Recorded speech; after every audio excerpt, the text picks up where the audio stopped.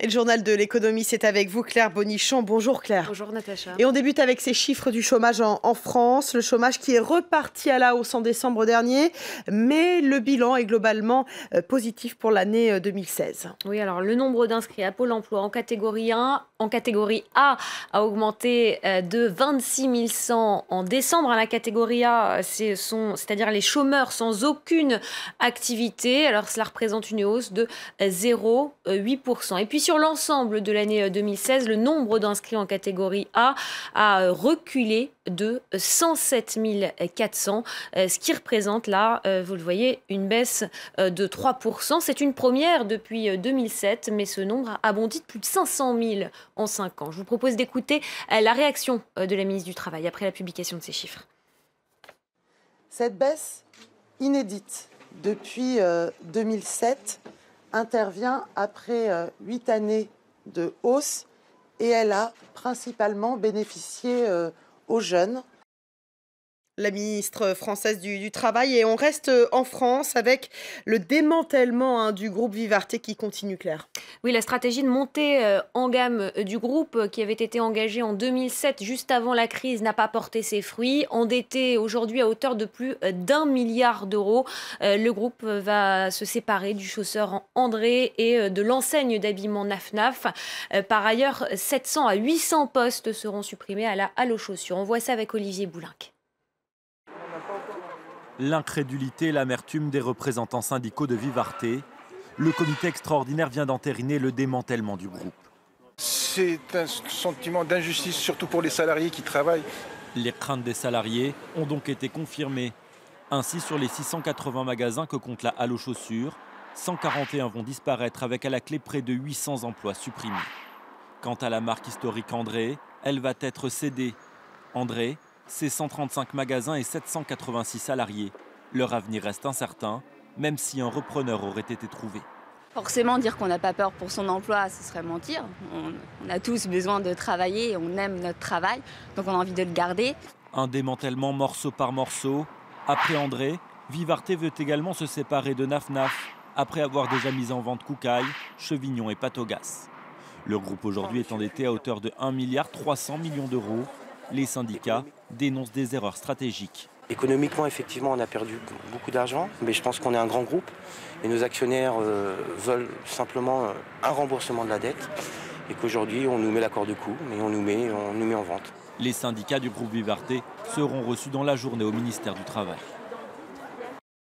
Et à noter cette autre mauvaise nouvelle pour l'emploi dans l'Hexagone. L'usine Whirlpool d'Amiens va fermer ses portes en juin 2018. 290 salariés y travaillent actuellement. La production de sèche-linge va être délocalisée en Pologne. Le numéro 1 américain de l'électroménager justifie cette fermeture au nom, je cite, de la sauvegarde de la compétitivité. Allez, on va prendre à présent la direction de l'Asie pour faire un point sur les marchés. Quelle tendance ce matin, Claire ? Eh bien, tendance à la hausse sur la plupart des places asiatiques ce matin. À Tokyo, le Nikkei a déjà clôturé, vous le voyez, sur une forte hausse de 1,43%. Hausse dans le sillage de Wall Street et malgré le renchérissement du yen qui a pesé pendant la séance sur les valeurs exportatrices nippones. Et puis, du côté des valeurs, justement, à noter que l'action Takata a rebondi à Tokyo de plus de 18%. Vous le voyez, le groupe qui a démenti en effet un possible dépôt de bilan, une information de presse qui avait fait chuter le titre ces derniers jours. Et on reste au Japon, Claire, avec le constructeur automobile Toyota qui va investir en Indiana. Oui, 600 millions de dollars d'investissement, ce qui permettra de créer 400 emplois sur le sol américain, comme Ford ou encore General Motors. Toyota cède à son tour à la pression du nouveau président américain, puisque cette annonce intervient moins de 20 jours après les tweets de Donald Trump, le président américain qui avait menacé le constructeur japonais de taxes à l'importation importantes s'il poursuivait son projet de construire une usine au Mexique. Et puis, je rappelle également que le républicain Mike Pence était gouverneur de l'Indiana avant de devenir récemment vice-président sous Donald Trump. Je vous propose d'écouter d'ailleurs la réaction de celui qui lui a succédé. Je ne peux pas imaginer un meilleur cadeau pour les 300 ans de l'État de l'Indiana que le renforcement de notre collaboration avec Toyota. Ce développement va créer de nouveaux emplois et ouvrir de nouvelles perspectives. Nous parlons la même langue quand il s'agit d'investir dans l'avenir, d'améliorer notre compétitivité, et nous sommes très fiers de le faire à vos côtés. Et on va suivre maintenant la tournée de Christine Lagarde en Afrique. Oui, tournée qui a débuté hier. La directrice du Fonds monétaire international est arrivée à Bangui, en Centrafrique, après 3 années d'une crise militaro-politique sévère. Vous le savez, les discussions ont porté essentiellement sur les réformes financières entreprises pour redresser l'économie du pays et ainsi aider à l'accélération du processus de paix. Je vous propose d'écouter Christine Lagarde.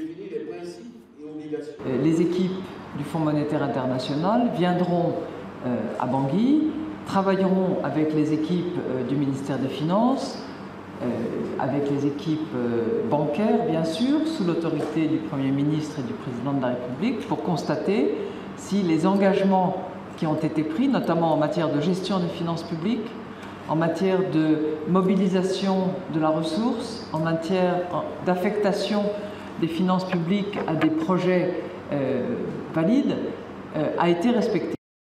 Christine Lagarde qui doit quitter Bangui cet après-midi et se rendre ensuite en Ouganda où elle restera jusqu'à vendredi avant de se rendre à l'île Maurice. Et on continuera bien sûr à suivre cette mini-tournée en Afrique de la directrice du Fonds monétaire international. Merci Claire Bonichon pour ce journal de l'économie. Restez avec nous. Paris Direct continue bien sûr. On se retrouve dans un instant pour le journal de 8h30. À tout de suite.